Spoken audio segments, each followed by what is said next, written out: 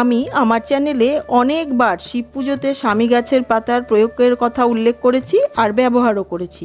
অনেকেই তারপর থেকে আমার কাছে আমার বাগানের স্বামী গাছটা দেখানোর জন্য রিকোয়েস্ট করেছিলেন, তাই এই ভিডিওটা শেয়ার করা। এই হচ্ছে স্বামী গাছ। সদর দরজার ডান দিকে রাখতে হয়। প্রতি শনিবারে এই গাছের গোড়ায় জল ও প্রদীপ দিতে হয়। বলা হয় এই গাছ বাড়িতে রাখলে শনিদেব ও রাহুর কুদৃষ্টি থেকে বাঁচা যায়। আবার বলা হয় যে বাবা মহাদেবেরও অত্যন্ত প্রিয় গাছ হলো এই স্বামী গাছ। যাদের শনির সাড়ে সাতি বা যে কোনো শনিদোষ থাকে তারা যদি গাছের ঠিকভাবে যত্ন নেন ও পুজো আর্চা করেন তাহলে শনিদেবের কুপ্রভাব থেকে লাঘব পাবেন। আমি একটু পাতাটা দেখাচ্ছি, দেখে নিন। এটা অনেকেই ভাবেন লজ্জাবতী গাছ, এটা কিন্তু লজ্জাবতী গাছ নয়, এটা স্বামী গাছ। আপনারা গিয়ে যে কোনো নার্সারিতে গিয়ে যদি বলেন স্বামী গাছ চাই, ওনারা কিন্তু সঠিক স্বামী গাছটাই দিয়ে দেবেন আপনাকে।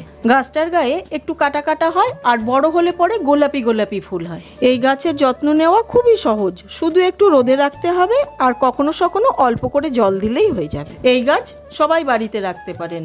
সোমবার করে একটা করে পাতা নিয়ে শিবের মাথায় দেবেন আর শনিবার করে এই গাছটাতেই একটুখানি প্রদীপ আর জল দিয়ে দেবেন।